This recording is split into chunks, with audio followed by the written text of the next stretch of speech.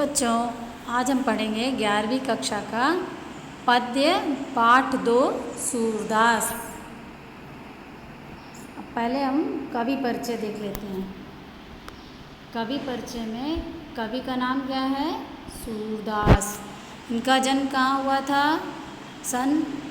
कब हुआ था? सन 1483 लगभग, मतलब श्योर नहीं है, पता नहीं है कि तभी हुआ था कि उससे पहले या उससे बाद में। और इनकी मृत्यु कब हुई थी? सन 1563 में। ठीक है, अब पढ़ते हैं सूरदास जी के बारे में। सूरदास के प्रारंभिक जीवन के संबंध में कुछ विशेष जानकारी प्राप्त नहीं होती। मतलब क्या है, इनके प्रारंभिक जीवन मतलब बचपन के बारे में कुछ ज़्यादा जानकारी हमें प्राप्त नहीं होती।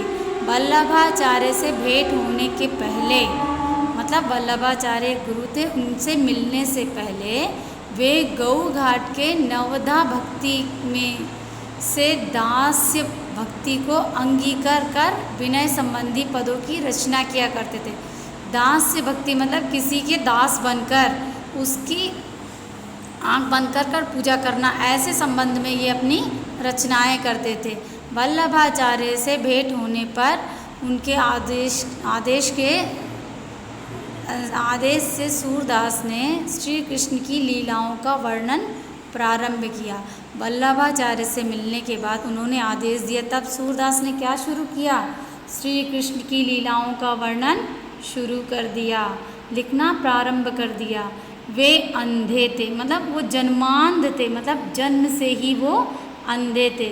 और उन्होंने अपना संपूर्ण जीवन शास्त्र श्रवण, मतलब वो देख के पढ़ तो नहीं सकते थे, वो अच्छी संगत में रह के केवल सुनते थे, उनके बारे में, शास्त्रों के बारे में सुनते थे, उससे ही उन्हें ज्ञान प्राप्त होता था। चिंतन, उस बारे में बैठकर विचार करना। भगवान का कीर्तन, भगवान के भजन कीर्तन गाना, कीर्तन के अनुरूप विविध विषयक पदों की रचना। कीर्तन में जैसा बताया गया उसके अनुसार अनेक विषयों पे अपने पदों की रचना करते थे। संतों की मर्यादा के अनुकूल परिभ्रमण करने में व्यतीत किया। संतों के साथ, संतों को मर्यादा देते हुए, उनका सम्मान करते हुए उनके साथ इन्होंने परिभ्रमण मतलब चारों तरफ उनके साथ घूम कर क्या किया? ज्ञान प्राप्त किया। भक्ति के निरूपण में उन्होंने वासुदेव परंपरा में प्रचलित पौराणिक घटनाओं का कहीं कहीं आश्रय लिया है। भक्ति के निरूपण में मतलब भक्ति के अंदर, भक्ति के लेखन में उन्होंने वासुदेव परंपरा मतलब कृष्ण जी के जो पिताजी थे उनकी परंपरा में विचलित उनके टाइम में जो पौराणिक घटनाएं, मतलब जो कुछ पुरानी घटनाएं हुई होंगी, उनका कहीं कहीं वर्णन किया है अपनी रचना में। अब देखते हैं अगला। उनकी रचनाओं में सूरसागर प्रसिद्ध है। बच्चों, उनकी प्रमुख रचना कौन सी है? सूरसागर। सूरसागर में श्री कृष्ण के आसपास की सारी सृष्टि भी उन्हें अपना सखा मानकर उनकी प्रत्येक लीला में भाग लेती है। देखो बच्चों, क्या कह रहे हैं? सारी सृष्टि मतलब जितने सृष्टि में जीव जंतु पेड़ पौधे मनुष्य हैं, वो सब क्या हो जाते हैं? उनके मित्र बन जाते हैं और उनके साथ उनकी लीला में भाग लेने लगते हैं। मतलब उनके साथ वो भी खेल कूद उनके साथ करने लगते हैं। कवि ने राधा कृष्ण के प्रेम प्रसंगों का जो वर्णन किया है उसमें मानव हृदय सुख दुख के भावों से स्पंदित होता रहता है। मतलब क्या है? सुख दुख ऐसा फील होता है जैसा वो हमारे साथ हो रहा है। पाठक श्री कृष्ण के हंसने के साथ हंसता है, उसके रोने के साथ रोता है। मैंने जैसे आपको बताया कि पाठक मतलब पढ़ने वाला, श्री कृष्ण के हंसने के साथ हंसता है, मतलब जिन पदों में उनके खुश रहने के शब्द मिलते हैं उसको पढ़कर पाठक को क्या फील होता है, क्या अनुभव होता है कि श्री कृष्ण बहुत खुश हैं। तो पढ़ते हुए पाठक क्या होता है? बहुत खुश होता है। उसके रोने के साथ रोता है, मतलब जब कहीं उनके दुख की बात हो या कुछ उनसे छीना गया हो तो क्या होता है? पाठक को भी वो फील होने लगता है और वो भी उस बात पर दुखी हो जाता है। मतलब कहने का क्या है कि इतना सजीव वर्णन किया, इतना लाइव उन्होंने लिखा है कि जो पढ़ता है उसको ये रियल फील होने लगता है। और उनकी श्रृंगारिक चेष्टाओं में रागात्मिकता वृत्ति का भी अनुभव करता है। मतलब क्या है, उनके श्रृंगार में, मतलब दोनों के रहने में, श्री कृष्ण राधा के रहने के, उनके चेष्टाएँ, मतलब उनके देखने का तरीका, उनके बात करने का तरीका, ये सब रागात्मिकता, मतलब एक बहुत अच्छे ढंग से उन्होंने व्यक्त किया है। और इन सबको भी क्या करता है, पाठक महसूस करता है। सूर द्वारा वर्णित श्री कृष्ण अपने मानवीय रूप को छोड़ अति मानव और कहीं कहीं अलौकिक रूप को धारण करते हैं। मतलब क्या कर रहे हैं, सूर द्वारा वर्णित, मतलब सूर द्वारा लिखे गए श्री कृष्ण के रूप क्या है, मानव रूप को छोड़कर, मतलब जो एक वो इंसान ही थे, लेकिन इनके लेखन में हमें कैसे लगता है, अति मानव, या तो वो बहुत पुराने व्यक्ति जैसे दिखाई देते हैं, या कहीं अलौकिक, मतलब सर्वशक्ति संपन्न, ऐसा एक व्यक्ति इन्होंने दिखाया है। किसको, श्री कृष्ण को। ठीक है बच्चों, अब हम देखते हैं इनका पहला दोहा क्या कहता है।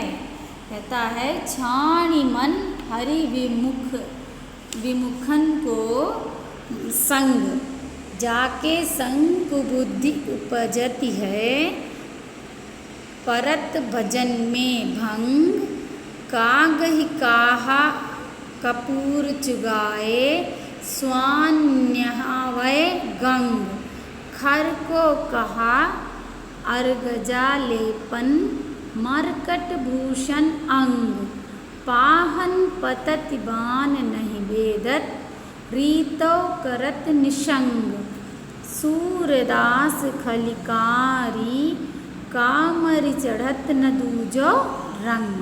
देखो अब हम देखते हैं पहली लाइन में क्या कहते हैं, छाड़ी मन हरि विमुखन को संग। क्या कहते हैं, सूरदास जी अपने मन को क्या कहते हैं कि ऐसे व्यक्ति की संगत हमें छोड़ देना चाहिए जो हमें क्या करे, ईश्वर भक्ति से दूर ले जाए। जाके संग कुबुद्धि उपजती है, परत भजन में भंग। मतलब क्या कह रहे हैं कि जिसके साथ रहने से कुबुद्धि, मतलब बुरी बुद्धि हमारे अंदर आती है, तो ऐसे और ईश्वर भक्ति में भंग पड़ता है, मतलब विघ्न पड़ता है, बाधा पड़ती है, तो ऐसे दो मित्र को हमें क्या करना चाहिए, छोड़ देना चाहिए। क्यों, क्योंकि कागहि कहा कपूर चुगाए, स्वान नहवाए गंग। मतलब क्या कह रहे हैं, जैसे कि अगर आप कौवे को कपूर खिलाएंगे तो क्या वो सफ़ेद बन जाएगा, नहीं। और क्या है, स्वान मतलब कुत्ते को गंगा में स्नान कराने से क्या वो पवित्र हो जाएगा, नहीं, वो जाकर फिर से गंदगी ही खाएगा। फिर क्या कहते हैं, खर को कहा अर्गजा लेपन, मरकट भूषण अंग। खर मतलब क्या होता है, गधा, डोंकी। और मरकट मतलब क्या होता है, मंकी मतलब बंदर। क्या कह रहे हैं, गधे के बदन में चंदन आदि ऐसा सुगंधित अगर कोई लेप आप लगा भी देंगे तो क्या होगा, उसका बदन क्या महकने लगेगा, नहीं। ऐसे ही अगर बंदर को आप आभूषण देंगे तो क्या वो उसको पहन लेगा और सुंदर लगने लगेगा, बिल्कुल नहीं। कहने का मतलब क्या है, इनमें अगर आपको समझने की क्षमता नहीं है, आपके साथ देने की क्षमता नहीं है, तो ऐसे मित्रों को हमें क्या करना चाहिए, छोड़ देना चाहिए। पाहन पतित बान नहीं वेदत, रीतो करत निशंग। क्या कह रहे हैं, इन सब के साथ हमें इनके साथ हमें जितनी भी हम कोशिश कर लें वो सब व्यर्थ चली जाती है। जैसे कोई धनुर्धारी पत्थर पर तीर छोड़ता है तो वह तीर पत्थर को तोड़ता नहीं, उल्टे अपने इस मूर्खता के कारण वह धनुर्धारी क्या करता है, अपने तरकश को ही खाली कर लेता है। मतलब क्या होता है, वो पत्थर तीर से टूटने वाला नहीं है। अब क्या कह रहे हैं, सूरदास खलकारी कामी कमारी चढ़त न दूजो रंग। क्या कह रहे हैं सूरदास जी, कहते हैं कि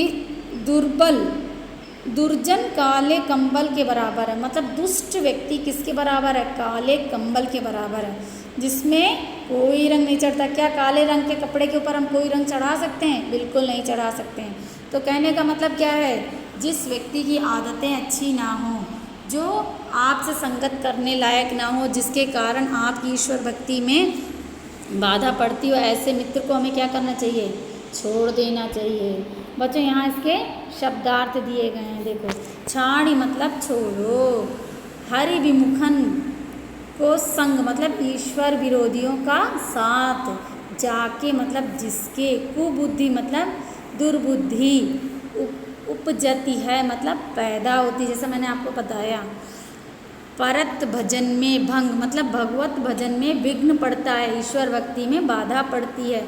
चुगाना मतलब खिलाना, स्वान मतलब कुत्ता, निहवाना मतलब नहलाना या स्नान कराना, अर्गजा मतलब चंदन या चंदा, केसर आदि मतलब सुगंधित वस्तु से मिला हुआ कोई लेप, मरकट मतलब बंदर, पाहन मतलब पत्थर, नहीं भेदत मतलब नहीं तोड़ता है, रीतो मतलब रिक्त, निशंग मतलब तरकस, खल मतलब तुष्ट, कामरी मतलब कंबल, दूजो मतलब दूसरा। अब देखो इसका एक बार मैं आपको अर्थ पढ़ के बता देती हूँ। क्या कहते हैं? सूरदास जी अपने मन में दुर्जन संगति छोड़ देने को कहते हैं।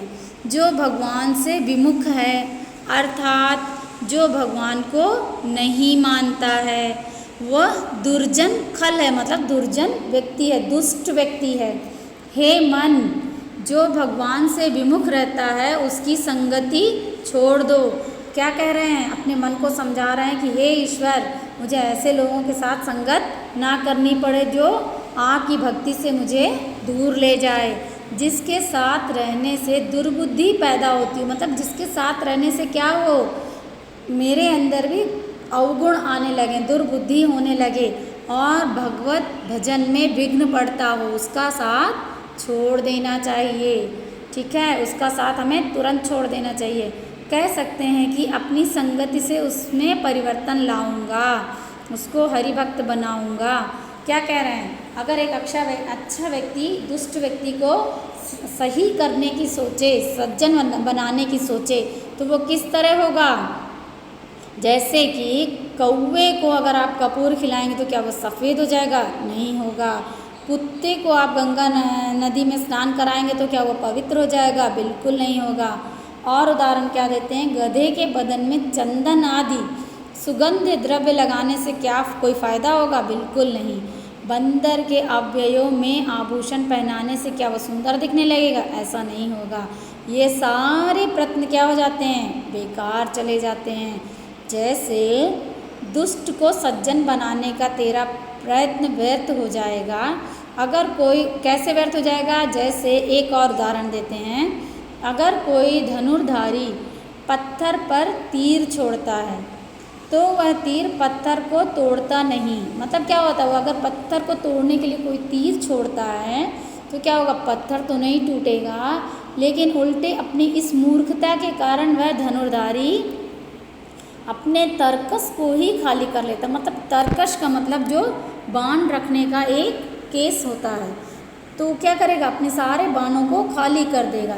हे मन, याद रखो, दुर्जन काले कंबल के बराबर है। क्या कह रहे हैं? आप जितना भी चाहो किसी दुष्ट व्यक्ति को आप सीधा नहीं कर सकते। कैसे? जैसे एक काले रंग के कंबल में दूसरा कोई रंग नहीं चढ़ता, वैसे ही दुर्जन व्यक्ति को हम कभी सुधार नहीं सकते। जब तक उसकी इच्छा स्वयं सुधरने की ना हो तब तक हम उसका कुछ भी नहीं कर सकते, उसको हम कहीं भी कोई अच्छे रास्ते पर नहीं ला सकते। आज के लिए इतना ही बच्चों। अब हम अगले क्लास में पढ़ेंगे इससे आगे के दोहे। इसको एक बार आप और पढ़ के देख लेना बच्चों। मिलते हैं अगले दोहे में। धन्यवाद बच्चों।